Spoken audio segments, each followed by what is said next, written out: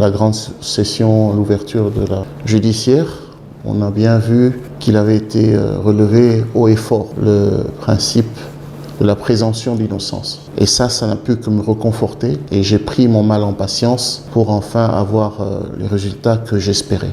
Effectivement, j'ai été accusé de mégestion à plusieurs reprises et je vais commencer par l'un des faits d'actualité d'ailleurs.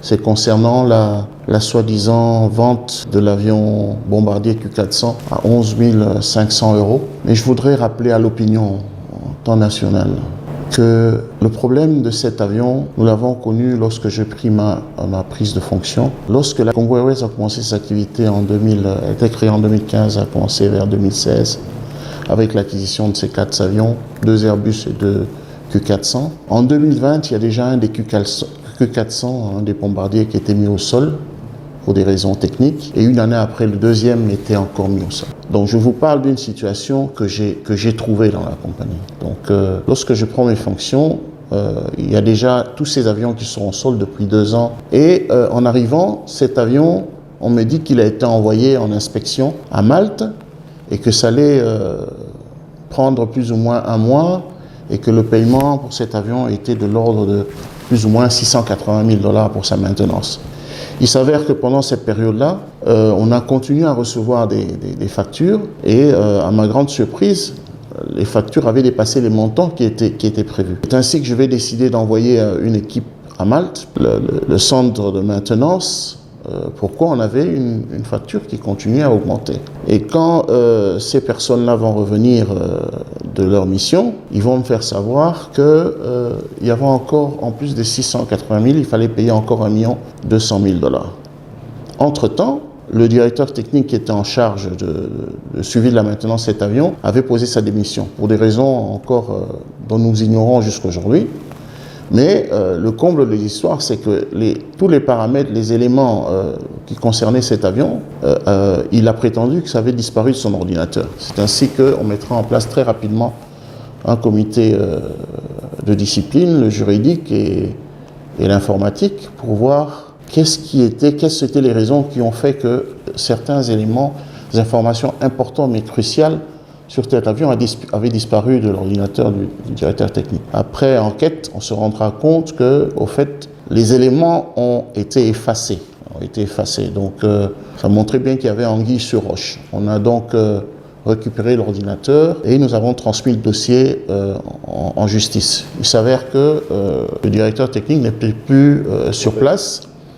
Donc, on a dû ouvrir une enquête officielle, qui est d'ailleurs en cours jusqu'aujourd'hui, pour essayer de le retrouver afin qu'il vienne pouvoir justifier les raisons pour lesquelles ces données-là avaient disparu. Des données importantes pour le suivi de l'avion et les échanges et tout ce qui... Il faudra ajouter aussi que dans le contrat qui avait été signé avec cette compagnie, Medavia, il y avait une clause qui disait qu'à tout achat de pièces de rechange, il fallait ajouter 8%.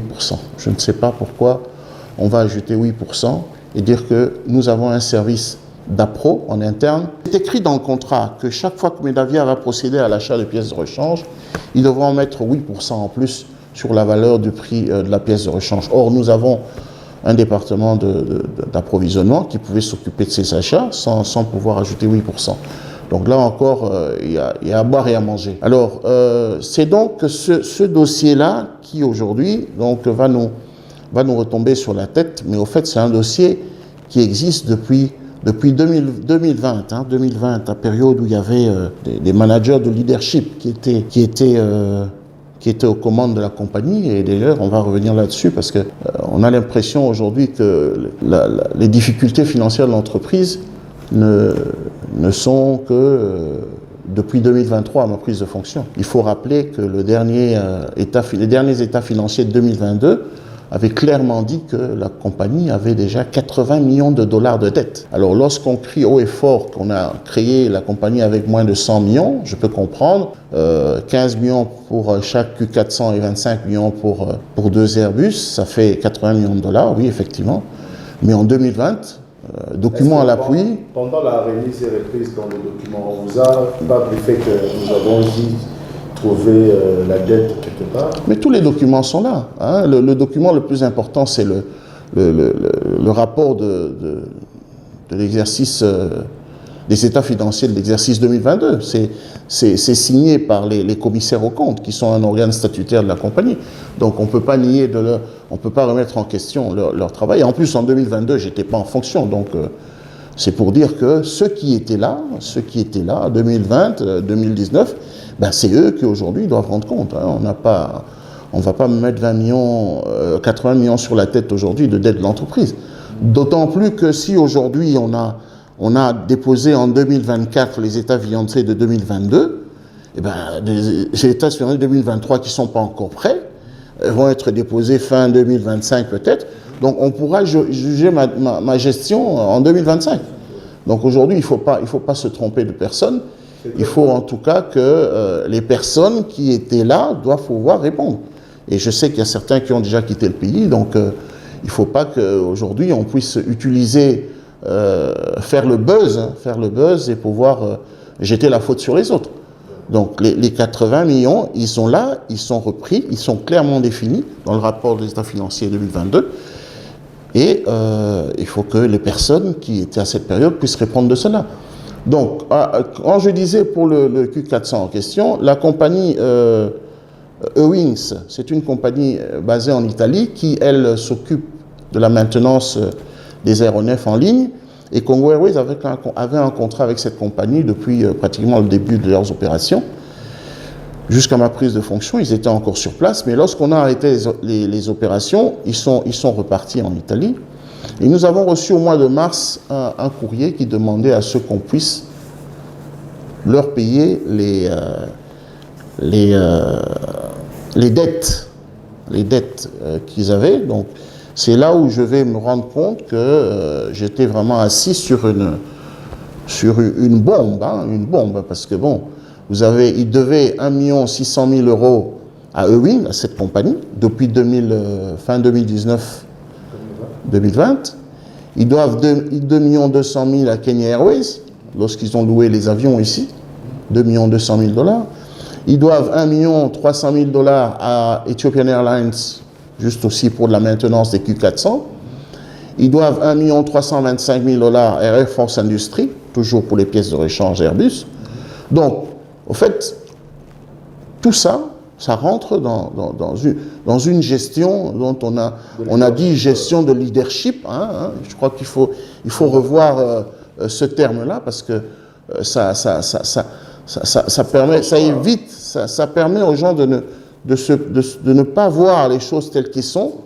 Il faudrait peut-être que, comme on dit en lingala, j'aime bien ce terme-là, tala simazonga moto, parce que il ne faut pas mettre les erreurs des autres sur d'autres personnes. Il faut savoir assumer.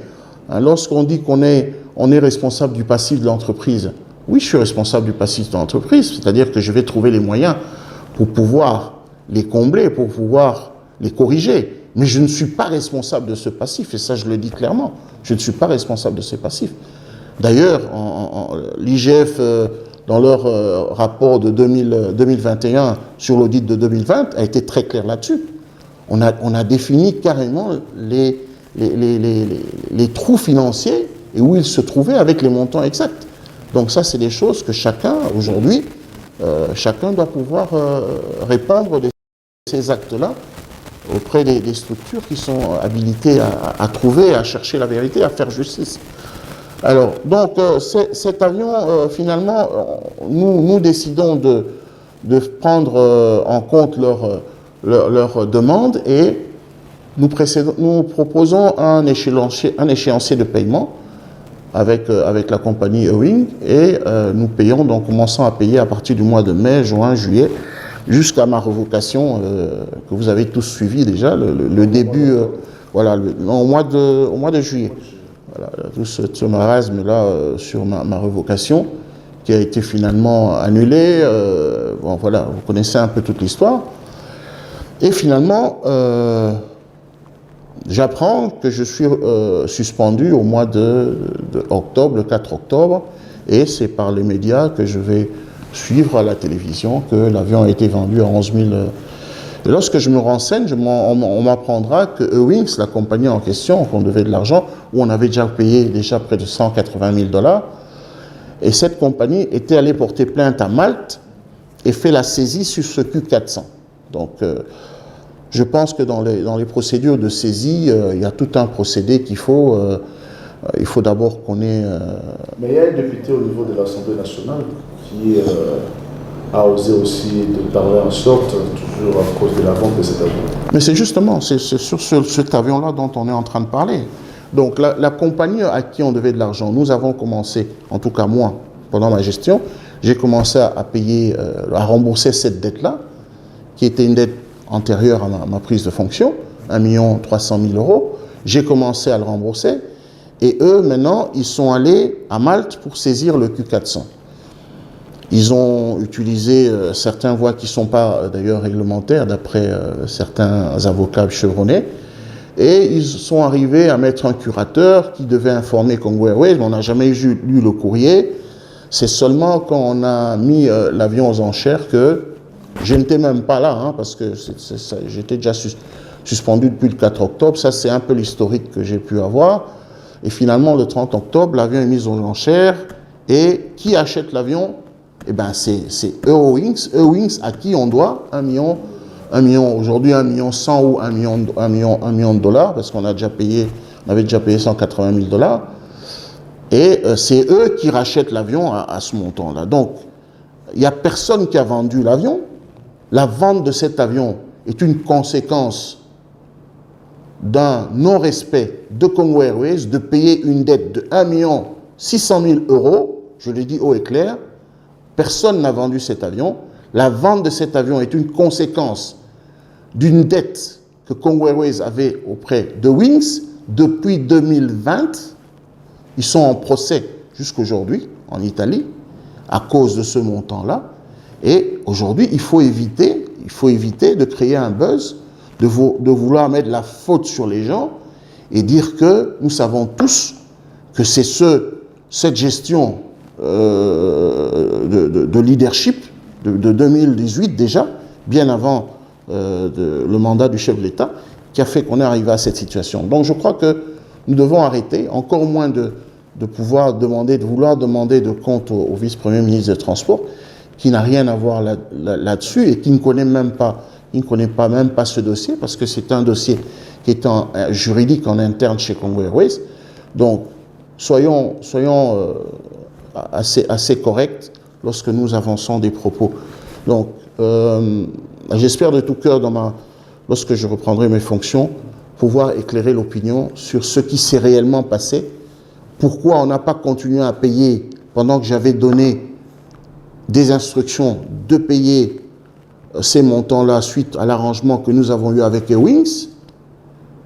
Nous avions des fonds disponibles à la banque.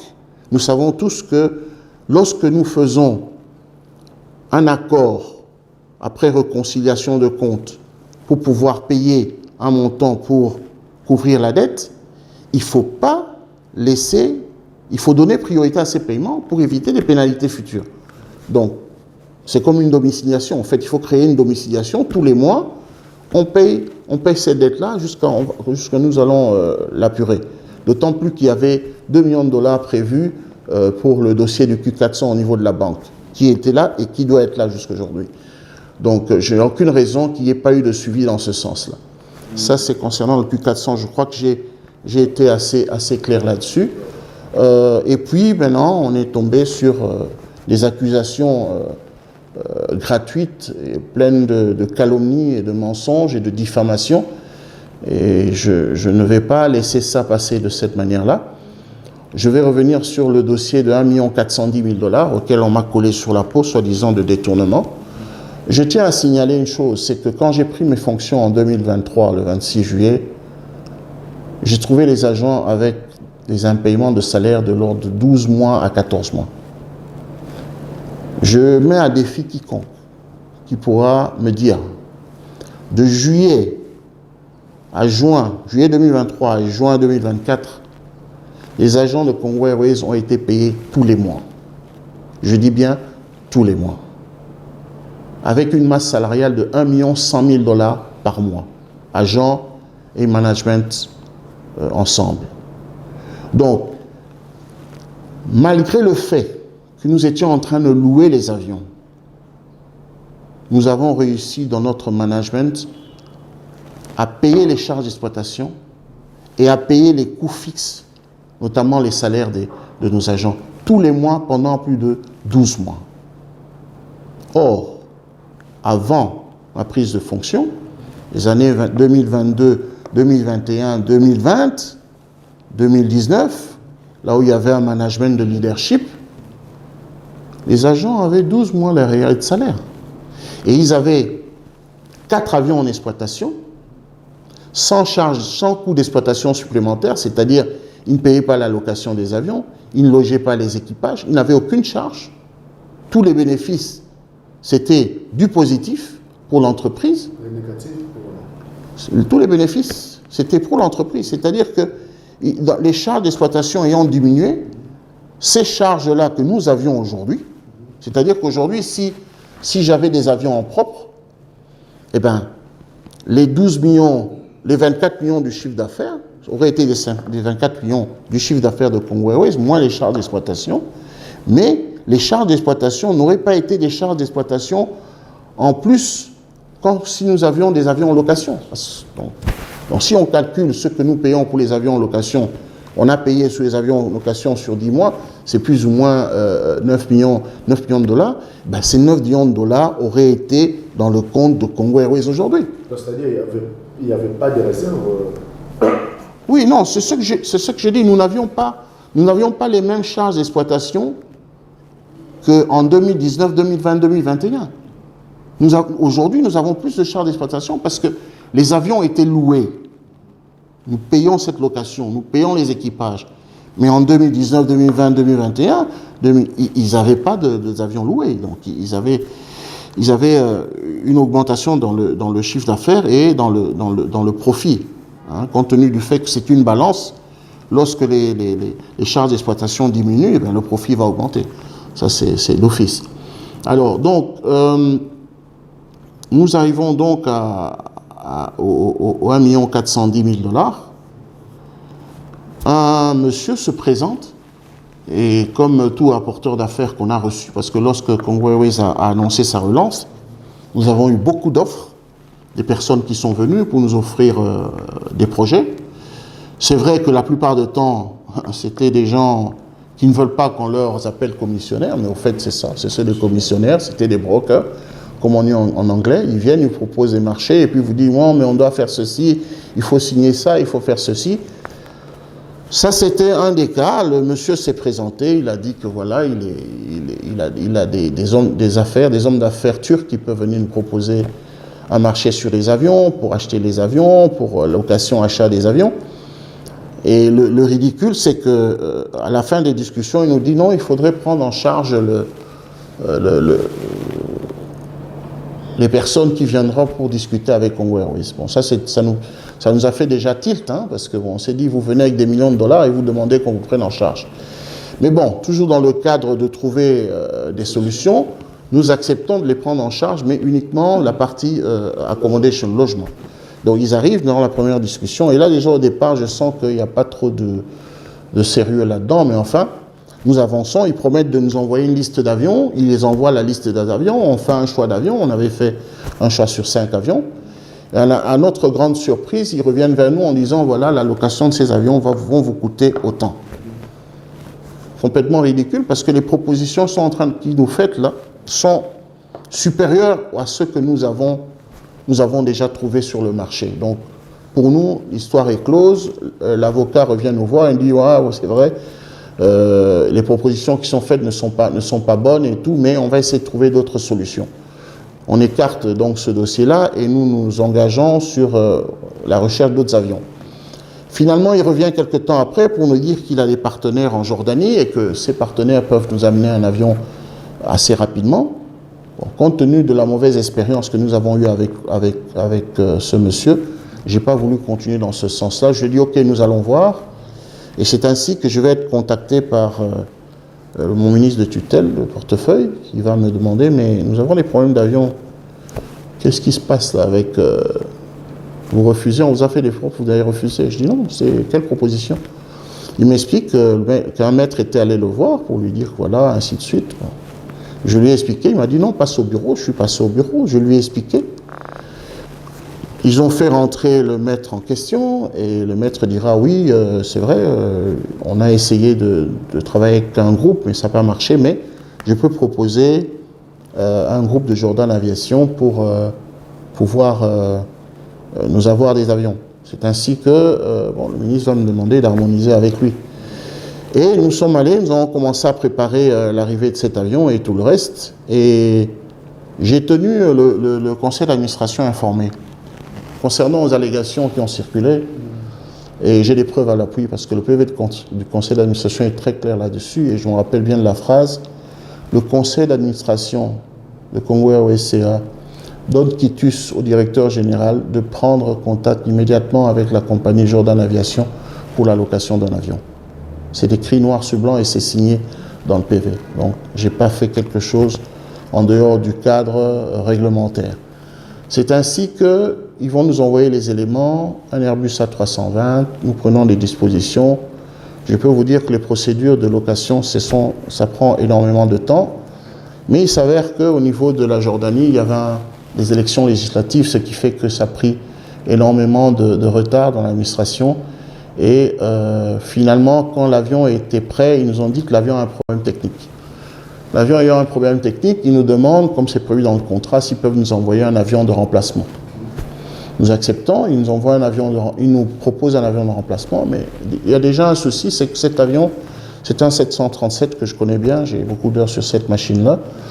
Il est déjà plus petit, il prend moins de place, donc on les interpelle pour dire que non, écoutez, ici, quand nous faisons le coût de rentabilité, nous avons pratiquement 30 sièges en moins, il faudrait revoir le prix. C'est ainsi que nous allons revoir le prix de location, qui passait de 3100 à 2300 $ de l'heure.